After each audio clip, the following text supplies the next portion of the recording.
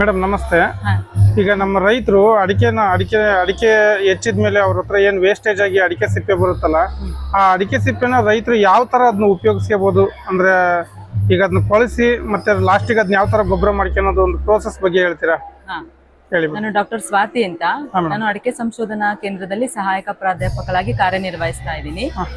ಈ ಕೃಷಿ ಮೇಳದಲ್ಲಿ ನಾವು ರೈತರಿಗೆ ಅಡಿಕೆ ಸಿಪ್ಪೆಯಿಂದ ಹೇಗೆ ಕಾಂಪೋಸ್ಟ್ ಅದನ್ನ ವೇಸ್ಟ್ ಮಾಡ್ದಲೆ ರೋಡ್ ಬದಿಗೆ ಹಾಕಿ ಎಷ್ಟೊಂದ್ ಜನ ಸುಡ್ತಾ ಇದ್ದಾರೆ.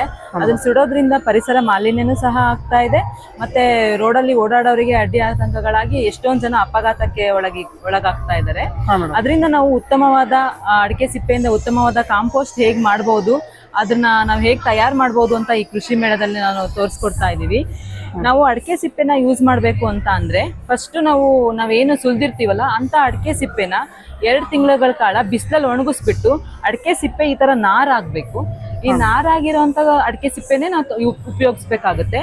ಆ ಅಡಿಕೆ ಸಿಪ್ಪೆನ ನಾವು ಕಾಂಪೋಸ್ಟ್ ಗುಂಡಿಗಳಲ್ಲಿ ಪರ್ಮನೆಂಟ್ ಆಗಿ ಸ್ಟ್ರಕ್ಚರ್ ಮಾಡ್ಕೊಂಡು ಮಾಡೋದಿದ್ರು ಮಾಡ್ಬೋದು. ಅದು ರೈತರಿಗೆ ನಮಗೇನಾದ್ರೂ ಕಷ್ಟ ಆಗುತ್ತೆ, ನಾವು ಆ ತರ ಸ್ಟ್ರಕ್ಚರ್ ಮಾಡ್ಕೊಳ್ಳೋದು ಎಲ್ಲ ಅಂತ ಅಂದ್ರೆ ನಾವು ಬಯಲಲ್ಲಿ ಸಮೇತ ನಾವು ಆ ತರ ಅದನ್ನ ಮಾಡ್ಕೋಬಹುದು. ಇದಕ್ಕೆ ಏನಂತಂದ್ರೆ ನಾವು ನೆರಳನ್ನ ಒದಗಿಸ್ಬೇಕು. ದೊಡ್ಡ ದೊಡ್ಡ ಮರಗಳೇನಾದ್ರೂ ಇತ್ತು ಅಂತಂದ್ರೆ ಅದ್ರ ಬುಡದಲ್ಲಾದ್ರೂ ನಾವು ಅಡಿಕೆ ಸಿಪ್ಪೆ ಕಾಂಪೋಸ್ಟ್ ಮಾಡ್ಕೋಬಹುದು. ಇಲ್ಲ ಅಂತಂದ್ರೆ ನಾವು ಮಾಮೂಲಿ ಚಪ್ರಗಳ ತೆಂಗಿನ ಸೋಗೆಗಳೆಲ್ಲ ಹಾಕೊಂಡು ಚಪ್ರನಾದ್ರೂ ಮಾಡ್ಕೋಬಹುದು. ಇಲ್ಲ ಪರ್ಮನೆಂಟ್ ಸ್ಟ್ರಕ್ಚರ್ ಮಾಡ್ಕೊಂಡು ಗುಂಡಿಗಳನ್ನಾದ್ರೂ ಮಾಡ್ಕೋಬಹುದು. ಈ ಅಡಿಕೆ ಸಿಪ್ಪೆನ ಈ ತರ ಒಣಗಿರೋದನ್ನ ಯೂಸ್ ಮಾಡ್ಕೋಬೇಕಾಗುತ್ತೆ. ಫಸ್ಟ್ ತಳಭಾಗದಲ್ಲಿ ನಾವು ನಮ್ಮ ತೋಟದಲ್ಲೇ ಸಿಗ್ತಕ್ಕಂತ ಅಡಿಕೆ ದರ್ಗುಗಳನ್ನ ಸೋಗೆಗಳನ್ನ ಅದನ್ನ ಫಸ್ಟ್ ನಾವು ತಳಭಾಗಕ್ಕೆ 1 ಲೇಯರ್ ಅಷ್ಟು ನಾವು ಹರಡ್ಕೊಂಡ್ಬಿಟ್ಟು ಅದ್ರ ಮೇಲ್ಭಾಗದಲ್ಲಿ ಕೆಂಪು ಮಣ್ಣು 1 ಲೇಯರ್ ಅಷ್ಟು ನಾವು ಕೆಂಪು ಮಣ್ಣನ್ನ ತಳಭಾಗದಲ್ಲಿ ಹಾಕೊಂಡ್ಬಿಟ್ಟು 3 ಭಾಗದಷ್ಟು ನಾವ್ ಈ ತರ ಅಡಿಕೆ ಸಿಪ್ಪೆನ ಉಪಯೋಗಿಸ್ಕೋಬೇಕಾಗುತ್ತೆ. ಈ 3 ಭಾಗ ಸಿಪ್ಪೆ ಆದ್ಮೇಲೆ ನಾವ್ ಇದಕ್ಕೆ ತೆಳುವಾಗಿ ಸಗಣಿನ ನಾವು ನೀರ್ನ ತರ ಕಲಿಸ್ಕೊಂಡ್ಬಿಟ್ಟು ಸಗಣಿ ಬಗ್ಗಡನ ಮೇಲ್ಗಡೆ ಲೇಯರ್ನ ಹಾಕೊಂಡ್ಬಿಟ್ಟು ಇದಕ್ಕೆ ನಮ್ದು ವಿಶ್ವವಿದ್ಯಾಲಯದಂತಾನೆ ಪ್ರಿಪೇರ್ ಮಾಡಿರ್ತಂತ ಕಾಂಪೋಸ್ಟ್ ಕಲ್ಚರ್ ನ ಯೂಸ್ ಮಾಡ್ಬೇಕಾಗುತ್ತೆ. ನೀವ್ ಈ ಕಾಂಪೋಸ್ಟ್ ಕಲ್ಚರ್ ನ ಯೂಸ್ ಮಾಡ್ದಲೆ ನೀವು ಅದೇ ತರ ಬಿಡ್ತೀವಿ ಅಂತಂದ್ರೆ ಅದು ನಮಗೆ ಡಿಕಾಂಪೋಸ್ ಆಗಿ ಅಂದ್ರೆ ಕಳಿಯೋದಕ್ಕೆ 2 ರಿಂದ 3 ವರ್ಷ ತಗೊಳುತ್ತೆ. ಆ ತರ ಮಾಡಿದ್ರೆ ನಮಗೆ 2 ವರ್ಷ 3 ವರ್ಷ ತಗೊಳ್ಳೋದ್ರಿಂದ ಕಾಂಪೋಸ್ಟ್ ಕಲ್ಚರ್ನೇ ಯೂಸ್ ಮಾಡ್ಕೊಂಡು ನಾವು ಅಡಿಕೆ ಸಿಪ್ಪೆ ಕಾಂಪೋಸ್ಟ್ ನ ಮಾಡ್ಕೊಳ್ಳೋದ್ರಿಂದ ನಾವು ಕೇವಲ 6 ರಿಂದ 8 ತಿಂಗಳಷ್ಟೊತ್ತಿಗೆ ನಾವು ಅಡಿಕೆ ಸಿಪ್ಪೆಯ ಗೊಬ್ಬರನ ಮಾಡ್ಕೋಬಹುದು.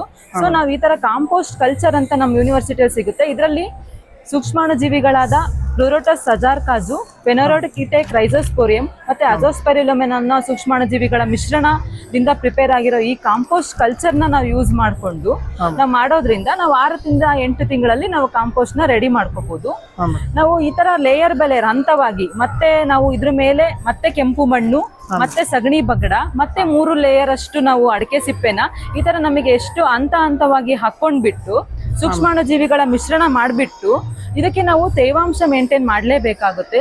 ಯಾವಾಗ್ಲೂ ತೇವಾಂಶ ಅಂತಂದ್ರೆ ನೀರ್ ಹರಿಯೋ ತರ ಬಿಡೋದಲ್ಲ, ನಾವು ಹದ ಮೇಂಟೈನ್ ಮಾಡೋದ್ರಿಂದ ತಂಪಾಗಿರೋದ್ರಿಂದ ನಾವು ಸೂಕ್ಷ್ಮಾಣು ಜೀವಿಗಳ ಮಲ್ಟಿಪ್ಲಿಕೇಶನ್ಗೆ ಯೂಸ್ ಆಗುತ್ತೆ. ನಾವು ತೇವಾಂಶ ಮೇಂಟೈನ್ ಮಾಡಿಬಿಟ್ಟು 3 ತಿಂಗಳಿಗೆ ಸಾಧ್ಯವಾಯಿತು ಅಂತಂದ್ರೆ ತಿಂಗಳಿಗೆ ಒಂದು ಸ್ವಲ್ಪ ಅದನ್ನ ತಿರುಗಿಸಿ ಹಾಕೋಕೆ, ಫುಲ್ಲು ತಿರುಗ್ಸಕ್ಕಾಗ್ಲಿದ್ರು ಸ್ವಲ್ಪ ಮೇಲಿಂದ ಕೆಳಗಡೆ ಮಾಡೋದು ಉತ್ತಮವಾಗಿರುತ್ತೆ.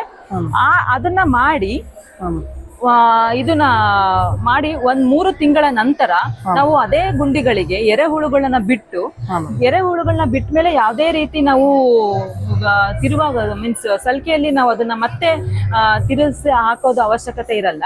ಈ ತರ ಮಾಡೋದ್ರಿಂದ ನಮಗೆ 6 ತಿಂಗಳಲ್ಲಿ ಈ ತರ ಉತ್ಕೃಷ್ಟವಾದ ಅಡಿಕೆ ಸಿಪ್ಪೆಯ ಕಾಂಪೋಸ್ಟ್ ನಮಗೆ ಲಭ್ಯವಾಗುತ್ತೆ. ಈ ಅಡಿಕೆ ಸಿಪ್ಪೆ ಕಾಂಪೋಸ್ಟ್ ನ ನಾವು ಕೊಟ್ಟಿಗೆ ಗೊಬ್ಬರ ಜೊತೆಗೆ ಕಂಪೇರ್ ಮಾಡು ಸಹ ನೋಡಿದೀವಿ. ಕೊಟ್ಟಿಗೆ ಗೊಬ್ಬರದಲ್ಲಿ ಏನಿರತಕ್ಕಂತ ಅಂಶಕ್ಕಿಂತ ಜಾಸ್ತಿಯಾಗಿ ಇದರಲ್ಲಿ ಪೋಷಕಾಂಶ, ಸಾರಜನಕ ಆಗ್ಲಿ, ಸಾವಯವ ಅಂಶ ಆಗ್ಲಿ, ಮತ್ತೆ ರಂಜಕ, ಪೊಟ್ಯಾಶ್ ಎಲ್ಲದೂ ಸಹ ನಮಗೆ ಉತ್ತಮವಾಗಿ ಈ ಅಡಿಕೆ ಸಿಪ್ಪೆ ಕಾಂಪೋಸ್ಟ್ ಅಲ್ಲೇ ಸಹ ದೊರಕಿದೆ. ಈ ರೈತರು ಈ ತರ ಅಡಿಕೆ ಸಿಪ್ಪೆನ ಯೂಸ್ ಮಾಡ್ಕೊಂಡು ನಮಗೆ ಉತ್ಕೃಷ್ಟವಾದ ಗೊಬ್ಬರನ ನಮ್ಮ ತೋಟಗಳಿಗೆ ನಾವು ಹಾಕೊಳ್ಳೋ ಅಷ್ಟನ್ನ ತಯಾರು ಮಾಡ್ಕೊಳ್ಳೋದು ಉತ್ತಮವಾಗಿದೆ. ಧನ್ಯವಾದ.